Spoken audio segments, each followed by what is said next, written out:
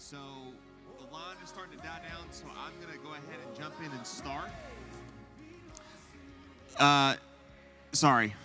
I'm using my loud voice now. So let me just kind of share with you how this is gonna go. So today, what I'd like to do is cover the topic of anxiety and screens. So we're going to deal with that twofold. And what I'd like to do today is introduce you to a book that I believe is seminal and very important to our understanding of how the current generation, Generation Z, well, actually Gen Alpha is now, but Generation Z, at least for teenagers and below, there is science and data that has been coming out about this generation based off of these two things. And so that's what I want to share with you today. But don't let me lose your attention, because this applies to us too. And it's a big conviction of mine, not just to see teenagers walk through this topic and these ideas, but it's also important for parents, young adults, grandparents, everyone, because how you act, how you live inevitably affects how your kids, children, grandchildren live. And so if they see you do something, they're going to mimic or to some degree copy what you're doing. And so this is going to be a full court press from kids all the way up to grandparents. No matter where you fall, this is going to be important for us. So thank you for being here. I'm going to open us up and share a little bit about what the book is, but then I'm going to do a short segment. Then I'm going to have Dr. Debbie Ed. She's going to come up here and share a little bit. And then Miss Lauren Bramley is going to come up here. She's the minister to our kids. And then Pastor John is going to share a few thoughts at the end. And so my goal today is to equip you, which is why we're calling this an equipping luncheon. So not only are we going to fill your bellies, but I want to fill your hearts and your minds with the gospel and with practical ways on how we can deal with the issue of anxiety. And so the reason why this has come up is because, as Pastor John mentioned this morning, this coming weekend, beginning on Friday, we have our discipleship weekend with our students. And the theme this year is Kingdom Over Anxiety. We're looking at the passage that's likely familiar to you that says, do not be anxious about your life, what you'll eat, what you will drink, in verse 25. And then it jumps down to, therefore, do not be anxious. But then it says to seek first the kingdom. So we're wanting to communicate to our kids, it should be the kingdom over our anxiety, and it's the solution for it. So the reason why we're here today is because not only do I think this is an important idea for our teenagers to understand, I think it's an important idea for all of us to understand, and it affects all of us in different ways. And so what I'd like to do this morning is to read some scripture.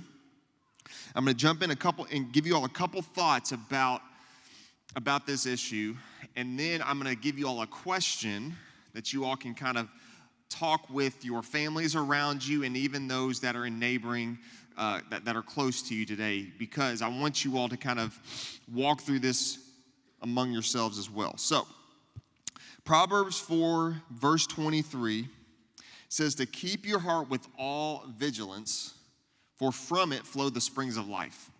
Keep your heart with all vigilance, because from it flow the springs of life. Meaning, we need to guard, protect, watch what enters into our heart, into our minds, because whatever enters your heart, whatever enters your mind, it will affect how you live. So we've probably heard the phrase before, trash in, trash out, right?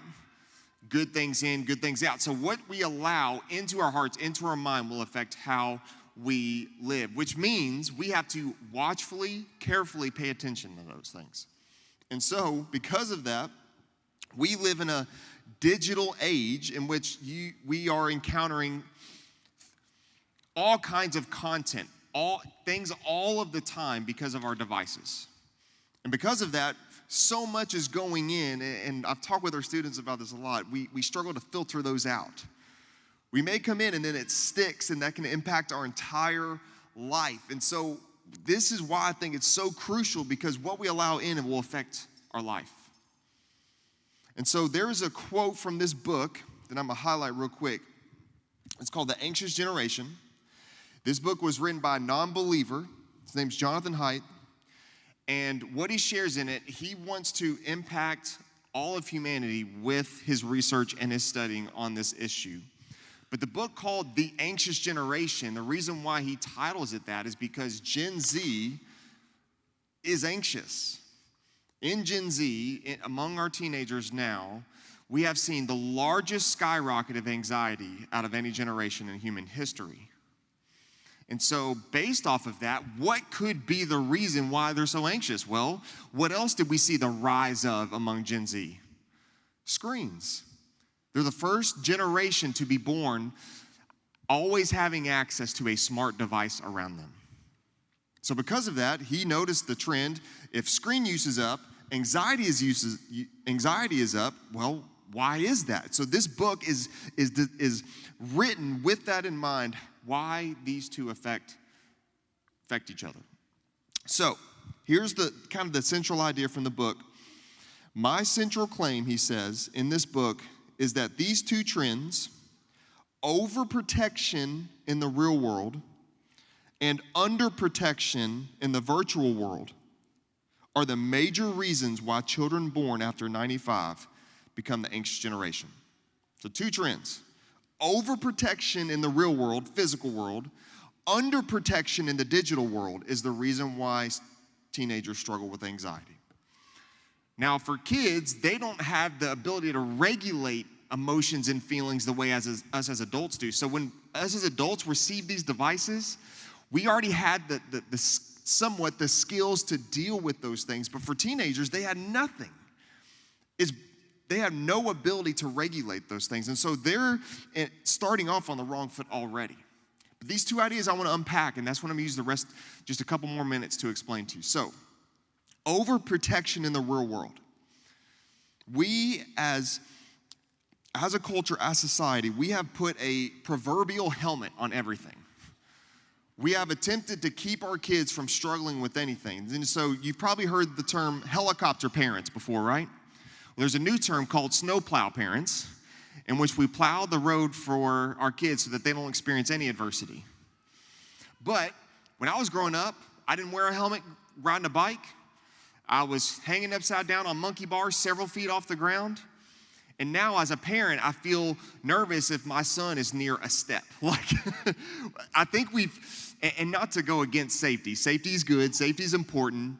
But I think what we've lost is teaching kids the importance of evaluating risk, developing social skills, and dealing with their own problems. Instead, we've stepped in the way, and so we've overprotected them in the physical world.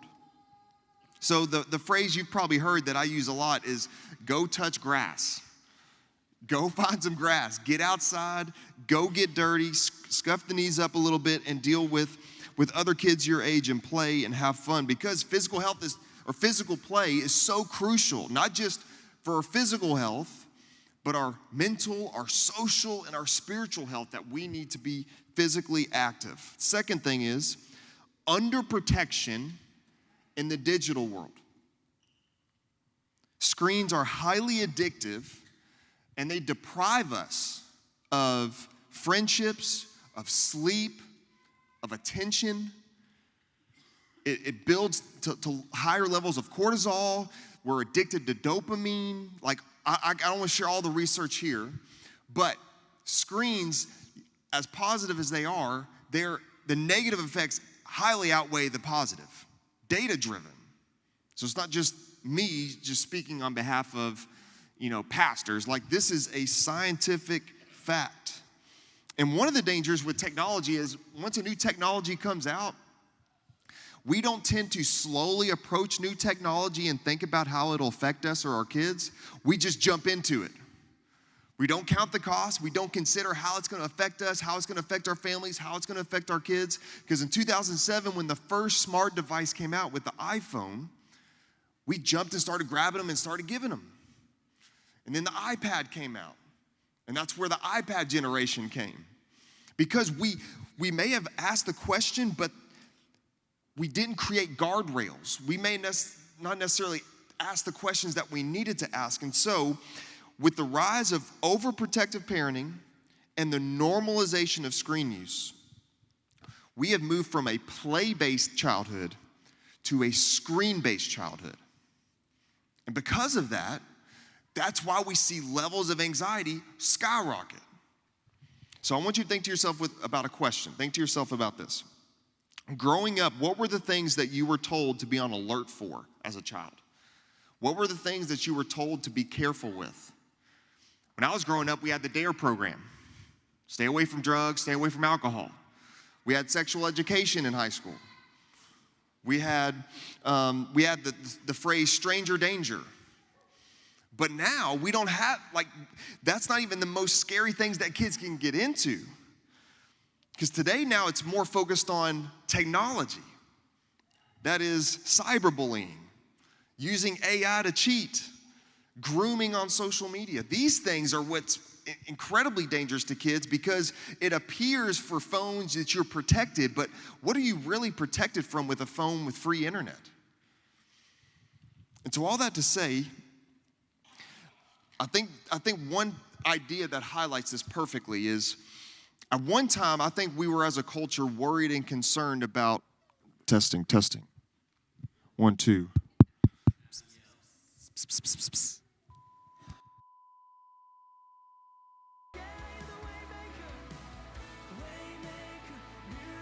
Testing. There we go. Okay, so hopefully you had some time to have some really good discussion. Colby asked me if I would talk for a few minutes today, and I'm like, I could talk for hours on this topic, but I'm not going to do that. So I'm going to just hit some highlights here.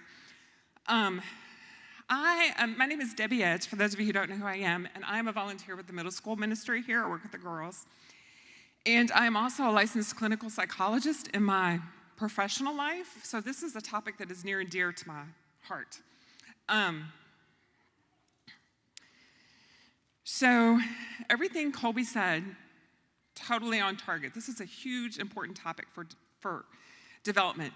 But as a psychologist, I'm especially interested in relationships. And so I'm going to spend my 5 minutes or 7 minutes or whatever talking about how screens impact the quality of our relationships. So as a psychologist, I'm very interested in research, so I'm going to give you some quick research. We know, research tells us, that as we increase our time on social media, we increase the likelihood that we will have a mental health diagnosis. So we're talking about anxiety, depression, ADHD, all kinds of diagnoses. The more time you spend on social media, the more likely you are to have a mental health diagnosis. The converse of that is true.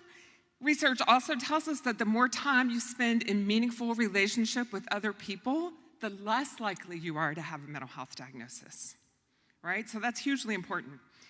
So in psychology, we've known that for a long time.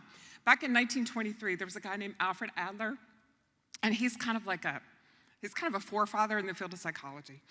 And this is what he said back then. He said social connectedness, which he defined as meaningful personal relationship and social contribution. He said social connectedness is the most consistent measure that we have of mental health. So that was back in 1923, before smartphones, before social media, I think even before TV. I don't know when TV was discovered, but so in psychology, we recognize the importance of social connectedness way back then. Then we fast forward to 2009. In the book that Colby was talking about, and this is what it looks like. I don't know if he held it up. But if you are a parent and you haven't read this book, I would highly recommend that you get this book. It is full of good information. A little scary, but good information. So in this book, the author says that in 2009, the percentage of teens who said that they socialized daily in person dropped dramatically. And that is about the time that smartphones and social media started to become popular. Then we fast forward to 2023, just a couple years ago after COVID, the Attorney General of the United States declared loneliness to be the next big epidemic in the United States of America. He said that 50% of American adults are lonely. And what he means by lonely, he said, was lack of social connectedness. Okay, so as a psychologist, this is important, but as a Christian, why is this important? Anybody want to take a guess? Sharing the gospel? We do that in the context of relationship. Yeah, I mean, there's not a right or wrong answer. Any other thoughts?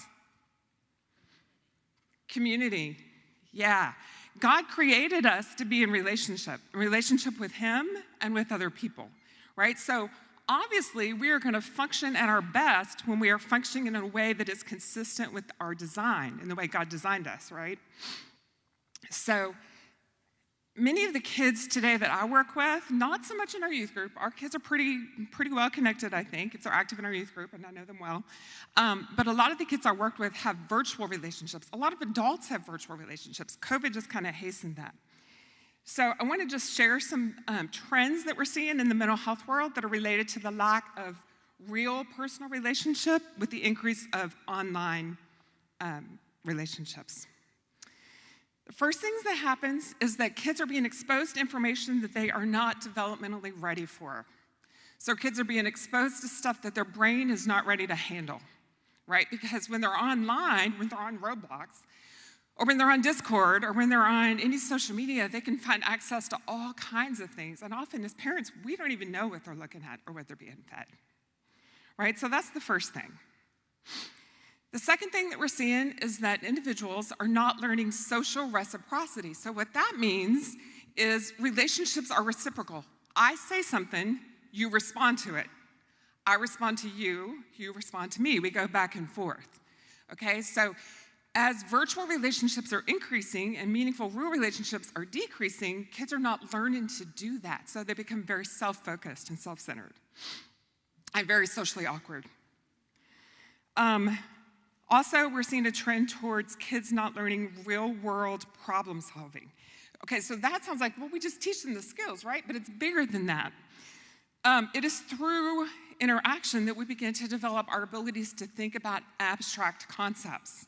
So when we talk about abstract concepts, we're talking about emotion, the ability to recognize emotion in myself and in you.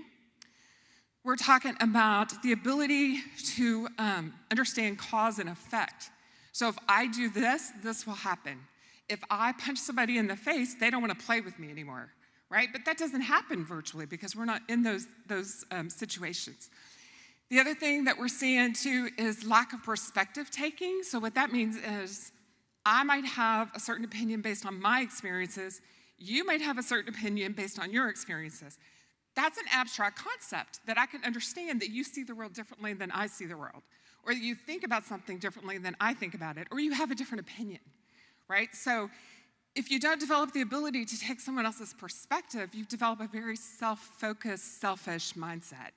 And you can't understand, like your view of reality is reality. You don't understand that other people might have a different view of reality. So we're seeing more and more of that.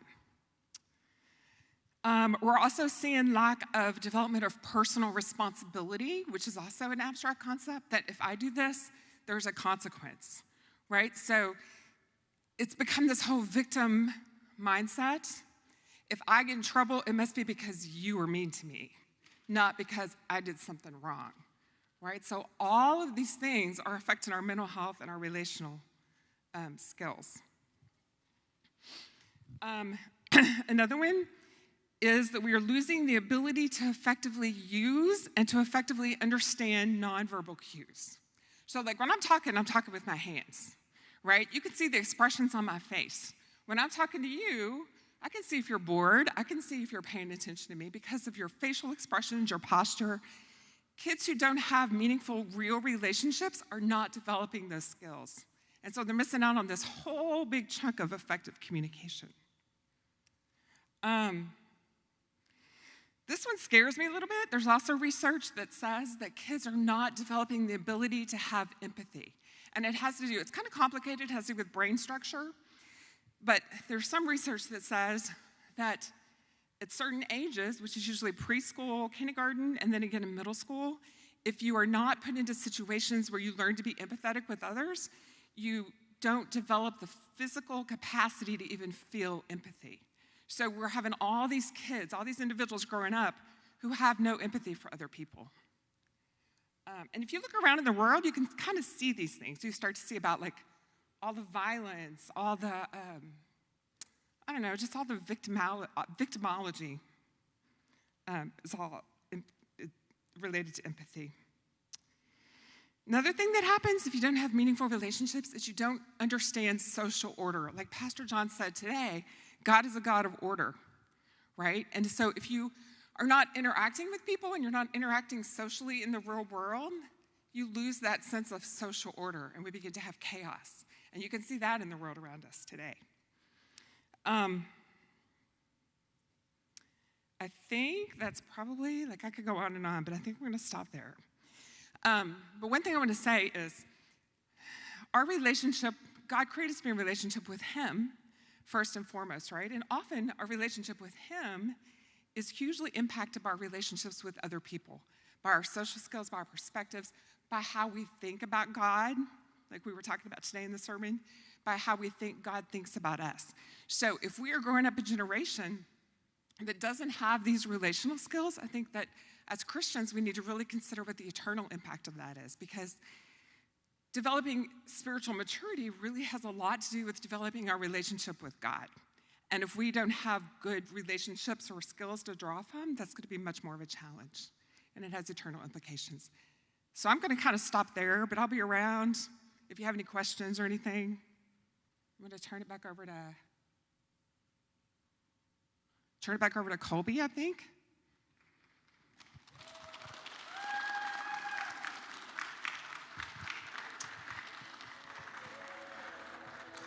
All right, thank you, Debbie. Next is Miss Lauren Bramley. Give it up for Lauren.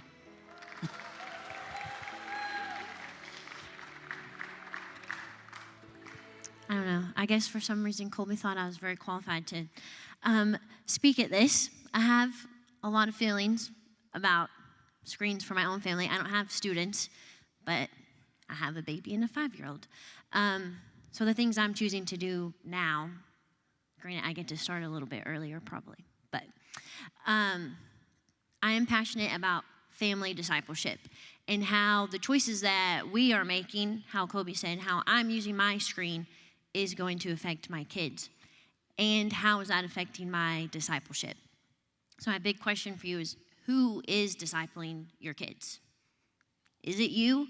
Or do you ship them off to students on Wednesdays and you check out and say, you got it, Colby, good luck?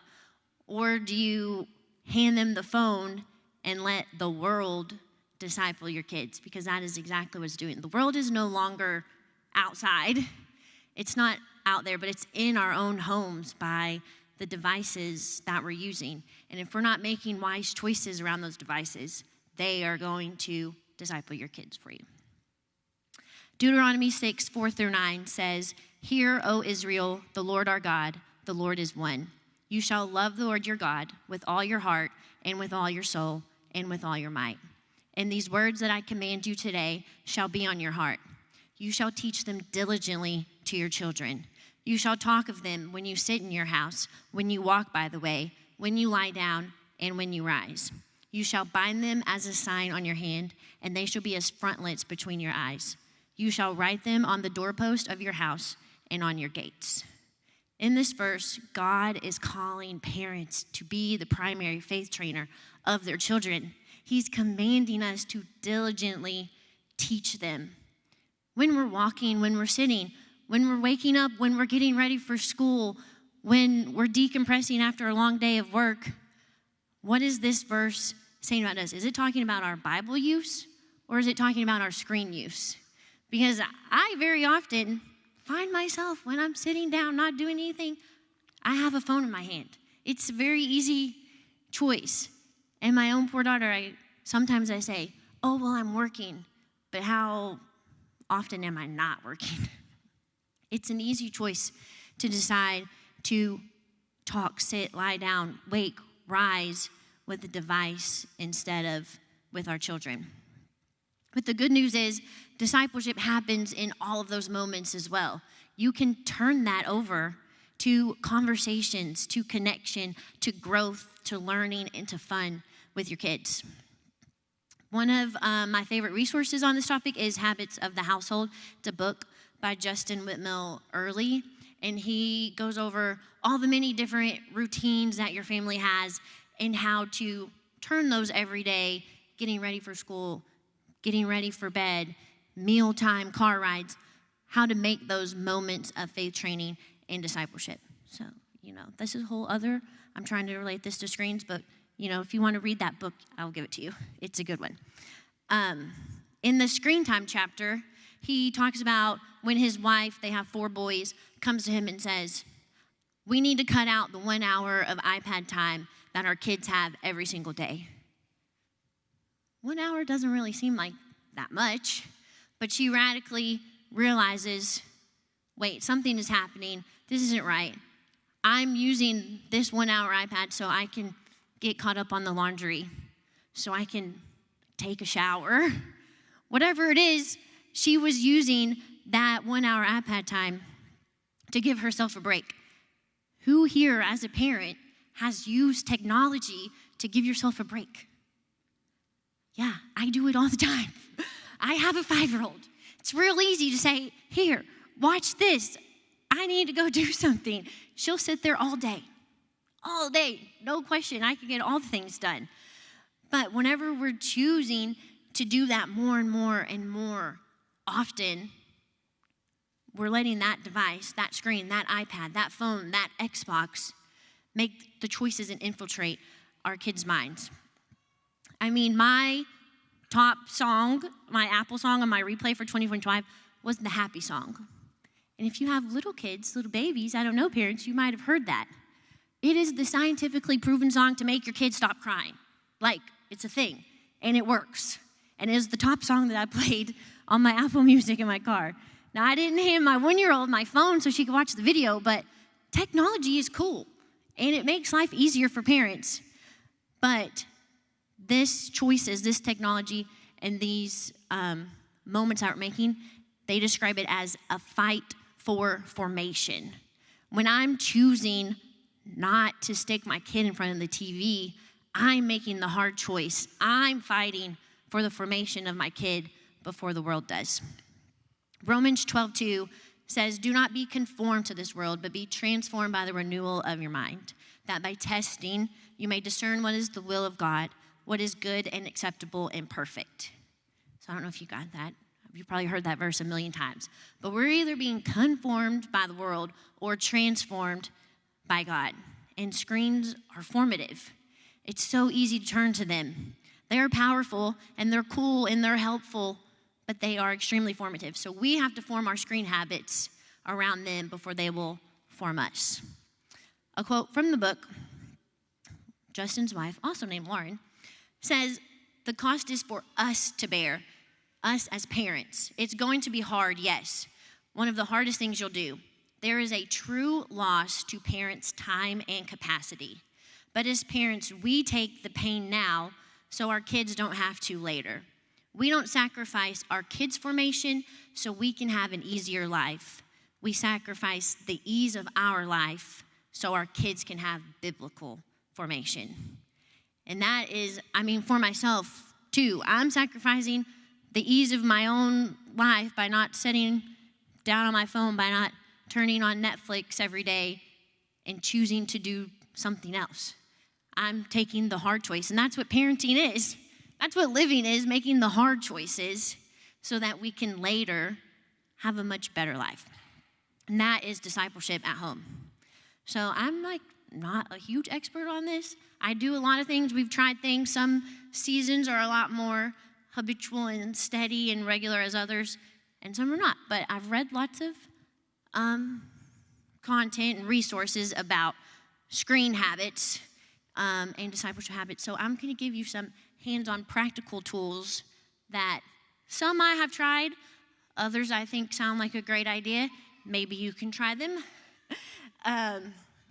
So here we go. Number 1 is remove easy access to screens. If you have junk food in your house, if you're like me, you're going to eat it. That's how I am. If I have my phone out instead of my Bible out, I'm probably going to pick up this and start scrolling on Reels than I am to read. One of the coolest things that we've done is, it's a lot easier when you move too. We don't have a TV in our living room. And we have a 5-year-old. And it's pretty cool that whenever we're sitting in our living room, our chairs are pointed at each other. And we get to sit in our living room. And that's a part of living, of conversation, of talking. Because I don't want to walk down the stairs to turn on the TV in the basement. Because as Isaac said, we're 30 now and our knees hurt. So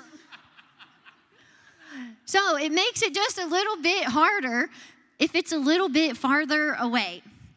So I want you to just close your eyes for a moment and walk through your house and take an inventory of all of the devices that your family has. Phone, tablet, a TV, computer, Xbox, PlayStation, whatever it is. Just take a moment and count how many devices there are in your house.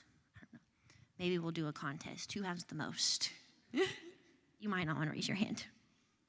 But it's easy. The harder it is to get to those things, the harder it is to use them. In one book I've read, have you ever tried not having social media on your phone and only using it on a computer? Who uses their computer for anything other than work? Oh, there's not very many hands. Oh, some hands. So you're going to have to physically choose to walk to your computer. If it's downstairs in your basement, it's farther away, to get on the computer and log in versus just whipping out your iPhone and there's Instagram right there. Making things harder to get to make them harder to use. One of the big things that, all society says is to remove screens from your bedroom. Now that's hard for me because my bedroom is the farthest away from my screaming child and it's kind of my retreat. So I like to go to my bed and that's where I'll, watch my reels and whatever it is because I can't hear her cry as much. But the nights that we don't watch a movie before bed or turn on or scroll for an hour, I sleep so much better. And that is scientifically proven somewhere, that you do sleep better without a screen in your room. Number 2 is set clear on and off expectations. Who loves a routine? Who loves to go to work and know what you're doing that day? You come in, you wake up, you know that you're going to brew your coffee, you're going to read your Bible, and then you're going to drive to work. Routines. Adults love them. Kids love them even more. Paisley, do you love your checklist? Oh, she set it up. Paisley has a daily checklist. It's a little plastic thing, and she slides it. It's an X or a check when she gets ready for school in the morning and when we're getting ready for bed at night. She knows. I wake up. I make my bed. I go to the bathroom. I eat my breakfast. I brush my teeth. She gets to check it off each time. And it's helpful for me, too, because then I can remember, oh, you haven't brushed your teeth yet. Routines are great, and kids thrive on expectations, which are so much easier than explanations. Paisley knows we do Friday family movie night. So when it's Tuesday after school and it's raining outside, she comes to me, Mom, can I watch? And I'm like, well, is it Friday? She's in kindergarten, so we have to sing the Days of the Week song. We get to Wednesday, Thursday. Oh, it's not Friday. Okay. It's kind of cool. There's not really a lot of pushback. It's a whole lot easier to say no when she's already set up to expect that. Her expectation is so much easier than my explanation of, well, no, not right now. Not today. Kids are going to thrive on when they know what to expect. Who here has an Android? Okay, we're just going to pray for all of these people because I can't help you. I have an iPhone, and it is so very, very, very easy to go to your settings and use device limits. For every single app, I can customize. Don't let me on Facebook from 10 a.m. to 10 p.m. And I can change it for Instagram, for every single thing. I'm sure Android has that too. You're going to have to talk to somebody else. But device limits, they're there and they're so easy to access and set up. And then one of my most favorite things is meal times, making meal times part of discipleship. In Justin's book, Habit of the Household, he suggests lighting a candle at dinner. Does anybody do that?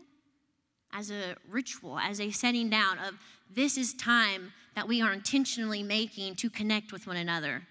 Light a candle, put your phone down and talk. Andrew and I do rose and thorn. What is our high of the day and our low of the day?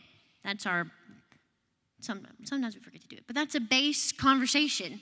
When we sit down at the table, we already know, because we have our expectations set, we're going to talk about our good thing and our bad thing of what happened today or this week. And then what happens after that is just extra. And then car rides. Who's a passenger princess? Like me. Emily's a passenger princess. You ride around. Me too. He can drive, and then I can do whatever I want to. I can check my email, I can scroll. How easy is it to look over, when you're at the stoplight and everyone is looking down in the car next to you at your phone? Or look in your own back seat and see what is happening. You're only a few inches from each other, but we're not even talking to each other. Use this controlled, trapped space. Your kids can't get anywhere. They have to talk to you. It's pretty cool. I'm not the best at that. Like I said, I'm not an expert, and I do not do all of these. We try some stick, some fall away. But being in the environments where we're only a few feet away from each other, make the most of that time with your intentional choices and the conversations with your kids. And then, once you've removed your access and you've set these on and off expectations, what are you going to do? Well, you need to fill your home with things that create and promote conversation, creativity, skills, engagement. My husband has to teach me this. Accessibility is better than aesthetics, because what is out is what is going to be used, and it might not look pretty, and that really bothers me, but it's true. If there are books out on the table, we're going to read. If there's puzzle or art stuff out on the table, we're probably going to do that. But I don't like all that out all the time, so I have to stretch my own limits and say, it's okay, because this is promoting something other than nothing. So think of that. And then time block, screen fast, or Sabbath. Is anybody Sabbath? Pastor John didn't even raise his hand. It's a hard thing to do. It's a hard thing. Whenever I was interviewing for this position, I remember John asked me, how do you rest? And my answer was, go to TJ Maxx. And it's taken me 3 years, but I've learned that that's not resting. So it's hard. Rest is hard to do, but it is so crucial and so beneficial to not consume, to not shop, to not scroll, to not waste away, it's okay to not be productive. It's okay to sit in the Lord's presence, to worship, to pray, to read, to nap, to eat. We've done it a few times now, and the next day, we've done it on Fridays or Saturdays, and the next day is a total game changer of how we feel, mentally, emotionally, spiritually, all things. You just are so fulfilled when you truly rest in the Lord. But you can start with time blocking. Something I do when I get home, and I put my phone, and I take my watch, and I put it somewhere else in my room. A lot of times I might not know where my phone is, but my watch will be buzzing all day, and it's so annoying. It's so helpful, but it's so annoying. So for the hour when I get home, I get no buzzes, no dings, no notifications, and we've set a notepad. Sometimes I'm better about this. Set a notepad out on our dining room table, which is the center of our house. And everything that I would go to my phone for, I need to text. I need to text Mima to see if she'll watch the girls on Friday. I have a calendar event. Let me put that in. I need to check my email. I need to Google how many pounds of bananas a gorilla eats a day, because that's so important. Well, I just write all of those things down instead of getting on my phone, because getting on my phone is not just let me make this calendar event. It's then let me check my notifications, let me check my email, let me check Instagram, and then I've lost myself. So for that hour, I have no notifications, and I'm free, and I have art stuff out on the table with my daughter. Then we're getting that true intentional time together, and I'm not getting distracted and dinged and buzzed And then when I do get back on my phone, I probably realize that I don't need to know how many bananas a gorilla eats. That can wait until another day. And then lastly, screens should have a purpose and they should be used together. Make the experience communal. So like I said, we have Friday family movie nights. We have made an somewhat approved list of mainly the good classic movies. A couple weeks ago, we watched Because of Winn-Dixie.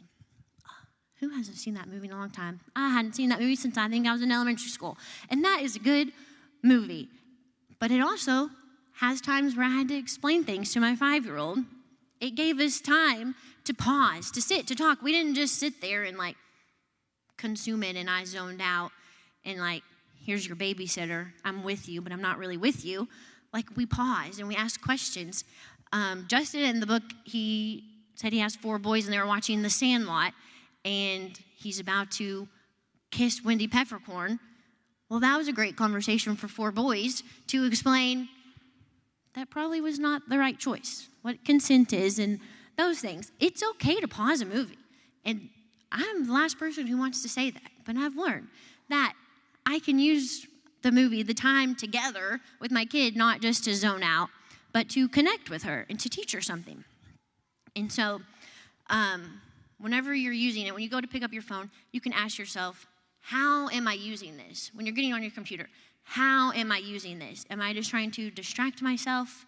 Am I trying to disconnect or decompress? And if that normally is the answer, try to put it down and find something else to do. And then to make it work, you're going to need a plan. You're going to need to talk about it with your spouse, with grandma and grandpa, because Paisley's going to go spend the night, and I made an approved list of movies to watch. I should probably give it to them. So then they don't have to ask, is it okay? They might deviate off the list. That happens. But I tried. I made it and I tried. So make your plan, write it down, talk about it with your family, and post it somewhere visibly in your house. The things you're going to see, again, things that are easier to access, are going to be used more often. So you have your little calendar, and there's a little TV, or there's an Xbox remote on it on Tuesdays. You have your little schedule, and you might have just saved yourself a question from your kids. I don't know. Maybe not always. They're probably still going to ask. But you can say, go check the calendar, and now you're no longer the bad guy, and the calendar is. Because expectations are good. So make your plan, write it down, talk it out, and put it somewhere visibly. Because the intentional time, all these times without devices, goes back to Deuteronomy 6. When we're talking, when we're sitting, when we're lying down, and when we're rising, that is going to create the space to connect with one another, to grow, to learn, to do something new, to do something fun, to enjoy the life that God gave us. And then the discipleship is going to naturally follow all of those choices. The hard choices, yes. But look at this whole room. That's all going to do it together, hopefully. That's what we're going to leave here for, that you don't have to do it alone. We're doing it together. And then your families will benefit exponentially from the hard choices that you make. And so I've already had you take a device inventory. So to follow, maybe you can ask your groups around you, what routines or limits your family already has. What are you already doing? Is it working? And maybe what are some new ideas that you can implement and activities that your family can participate in to replace screen time? So I'll let y'all discuss that.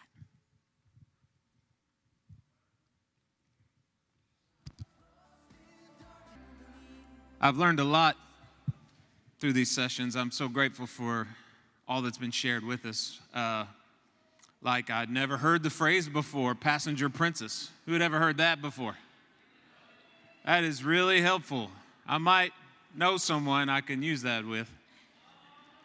Also, who, like me, had never heard of Roblox before? What other old people are out here? Nobody? Okay, come on, Mom, thank you. 2 of us. Yeah, all right. Anyway. Yeah, and I also had forgotten that Lauren loves to go to TJ Maxx to decompress. That's my favorite thing to do too. No, it's not. I'm kidding. I do try to take Friday as a Sabbath. That's my day off from church, and I do try to block out that time to just connect with the Lord. And it doesn't always happen. Stuff comes up. Here's my burden for the church. This is why this is important, and this is why we've dedicated an afternoon to it. 1 Peter 4:7, the end of all things is at hand. Therefore, be sober-minded and self-controlled for the sake of your prayers. I think many of us have lost control with our devices and therefore are not walking around sober-minded. But the call of the Christian life, deny yourself, take up your cross daily, follow me. The call of the Christian life is, I'm going to say no to the things that want to control me for the greater good, for the gospel. 1 Corinthians 6:12. It says, all things are lawful for me, but not all things are profitable. Yeah, sure. Yeah, of course. You can spend as much time as you want on your phone. All things are lawful, not all things are profitable. And then it goes on, all things are lawful for me, but I will not be mastered by anything. And there's something about a device that just easily masters us, easily takes us over. Many of us struggle to practice self-control. And so we're trying to elevate this issue, and we're all in this boat together. Even the best of us, even the person with the least amount of screen time still goes, you know what? I'm still letting this steal from my time with the Lord. This is still a distraction. And we're not, and I really hope we're not. I hope we don't become a legalistic church about anything. That's not really how I operate my life. That's not how I try to treat other people. We don't want to be legalistic, but yet also we recognize, man, we want to make sure our hearts are filled up with Christ and not just filled up with empty, meaningless things that decay our soul over time. So that's why I'm so grateful that Colby has taken the initiative to put this together, to drive this home with our students, and the call for the adults. So if you've been listening to all this advice for parents and you're going, my kids are long and gone. I don't know what this means for me. Well, some of you old people are worse than anybody, sitting around just whiling the day away, scrolling, and you know what I'm talking about. And we need to set that example. In fact, if those devices weren't there eating up our times, how might we not use that to connect with those same students, to pour into their lives? I don't have anybody in particular in mind, okay? I've not been tracking your screen time, but you've seen it and you know what I'm talking about. We're all in this together. And the hope is that as a church, when we say no to the lesser things, we've left more space for us to connect with Christ, and the gospel only spreads through relationship. That's the only way it spreads, is for us to be connecting with one another. And that's the hope through this. Colby mentioned the book, An Anxious Generation. It's fascinating because he wrote a book prior to this. I read the first book he wrote, not his very first book, but the precursor to this book was called The Coddling of the American Mind. And he was making the case, I think social media on phones, easy access, high-speed internet is causing us to be more anxious. And so he wrote that 10 years ago. Well, I was right, and here's why. And it's all the evidence. He was 100% right. And the evidence, clear evidence, is here. So everybody should read this book. And if you're thinking, yeah, John, I'd like to read it. That looks pretty big. I barely read the Bible, and, how am I going to find time? Well, I'm going to lead a D group. It's kind of weird. I've never led a D group on a book by a non-Christian before. But I'm going to lead us through, and it's probably more like a book club than a D group. It'll be more of book conversation. You'll want to come with your insights about what you found meaningful in the reading for that week. But it's an easy way to trick you into reading it, to carve out the time. I'm going to join the D group. That way I'll be able to read through the book. We also handed out, I don't have a copy up here, but some of you got a copy. The beautiful part of this book is the end of each chapter has a summary of the chapter, has about 10 bullet points. And I had someone type those up for us. And so you've got the whole book summarized in 8 pages of bullet points. And that's okay. It's not as good as the book, though, because now you're missing all the stories and the graphs and the charts, and the stories really help drive it home. But that's still a good resource to get you started, to get you learning about this issue and giving you information that hopefully will lead to some changes in our lives, to help us capture back the time that we've just given up and that's been stolen from us. Time to connect with one another and with the Lord. So Colby will talk about having these for sale, but if you grab one and want to join in the D group, you'll want to sign up for that as well. And if you already have a copy, we'll figure out how you pay or not pay or whatever. But those will start this Wednesday night. We'll start into this session on this D group as well. All right, Colby, that's all I had to share. Back to you.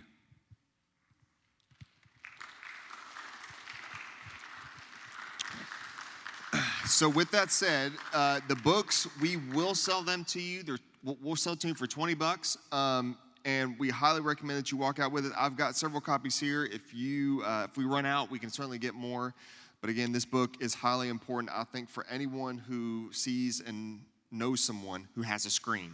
That's all of us. So I think it's important that we consider reading through this book. But where we want to get to, and I'm going to wrap this up, give me a couple more minutes. Here's what I want to get to.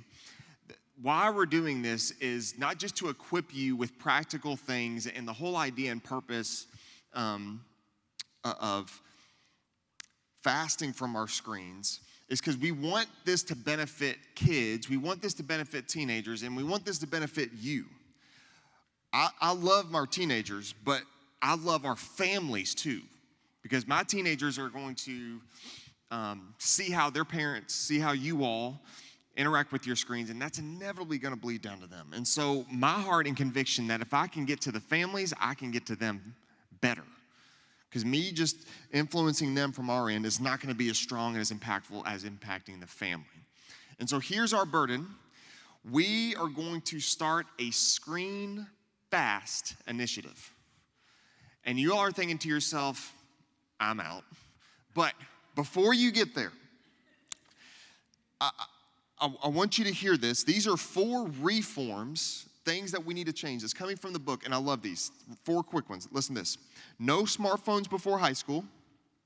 No social media before 16. Phone-free schools, which we've already gotten. And by the way, the fact that we have a school system that's saying no phones, and yet in the church, we give them rampant and free use of it, that should say something.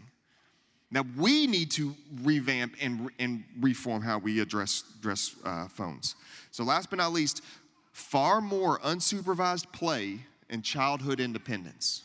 Get them playing, get them active, get them physical. So all that to say, here's some things that might be coming to your mind. As I mentioned, we're going to have a screen fast in our church. Here's what you might be thinking. You might think, my screen use, it's not that big of a deal. Those are famous last words right there.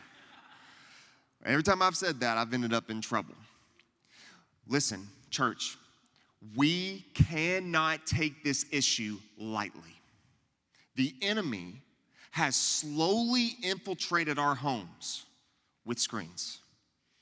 I am not demonizing screens because I use them for work, I use them for pleasure, all of those things. But if we allow a screen to get in between our family, he's going to ruin us.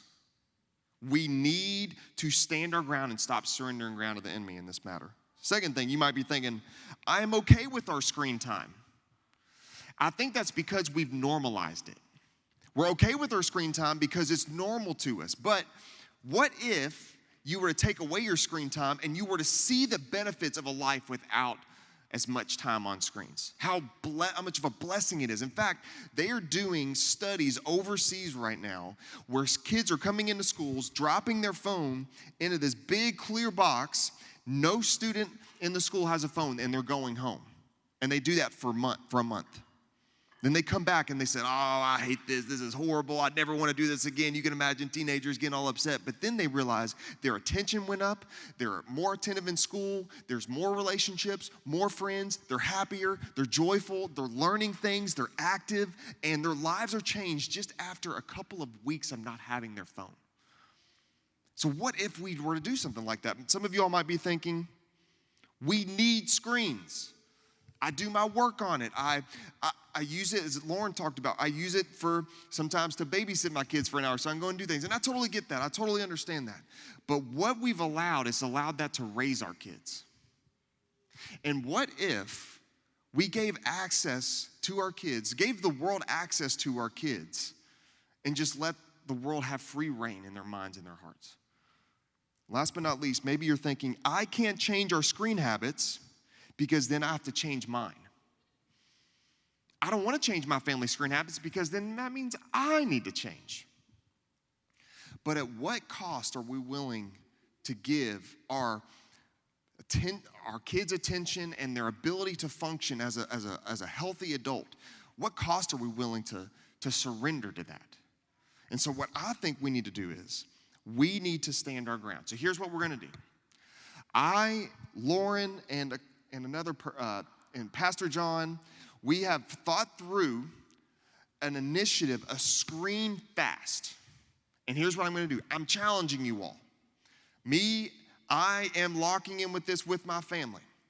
So we have detailed basically a commitment for 30 days that everyone in a household will refrain from non-essential screen use. And you're thinking to yourself, there's no possible way. I guarantee you it's possible, especially with accountability and with community. So we know school, work, all of those things, you need screens. We totally get that. We're talking about non-essential screen use and essential communication. That means social media, video games, streaming, all those things are put to the side for 30 days. And here's why. I would love for our church to get a taste of what a life would be like without being addicted to screens. What a blessing that could be. So here's what I am challenging us to do. If you would be willing as a family to jump on this, we're going to give this contract out, and we're calling it a contract, so we're making it official. But what you're going to do is you're going to put your name down, and the people in your household are going to sign their name to make it official, and then we're going to help you with an accountability partner. That is another family or another individual. So if you're a single person you're in here and you want to do it, great. But this is what we're going to strive to do a screen fast for 30 days. And here's when it's going to begin. Next Sunday.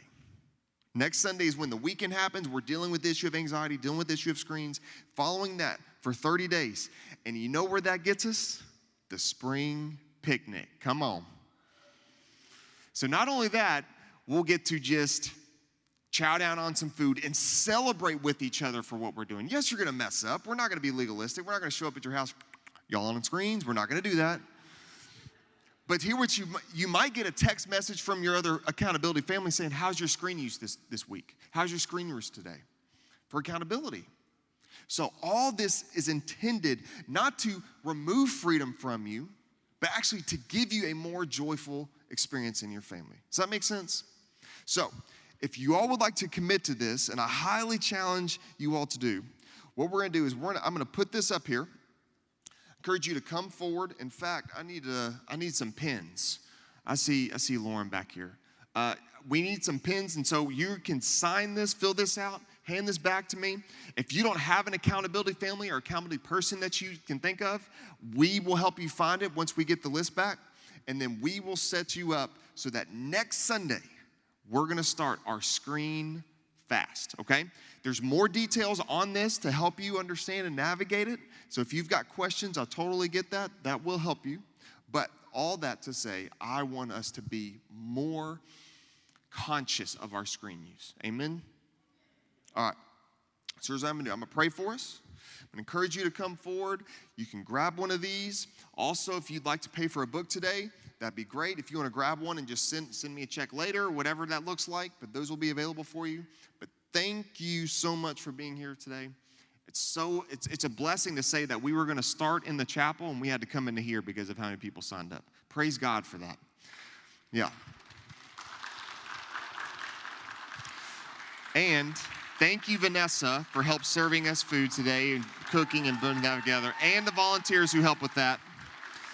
All right, so let me pray for us, and you all get your feet moving, okay? Father, thank you so much for this opportunity to talk about an important issue. And I pray, Father, that we would not take lightly the rise of anxiety and the rise of our screen use.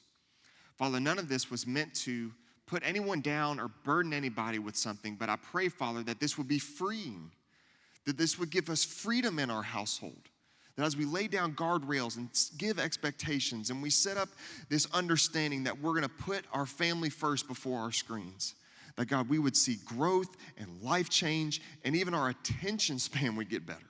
I pray, Father, that we would set aside these screens for this time so that we can spend more time focused on you. Pray this in Jesus' name. Amen. All right. Thank you all. Y'all come forward, grab this, grab a book. Thank you all. And if you're able to help too, look around for trash. Please make sure that ends up in the trash can.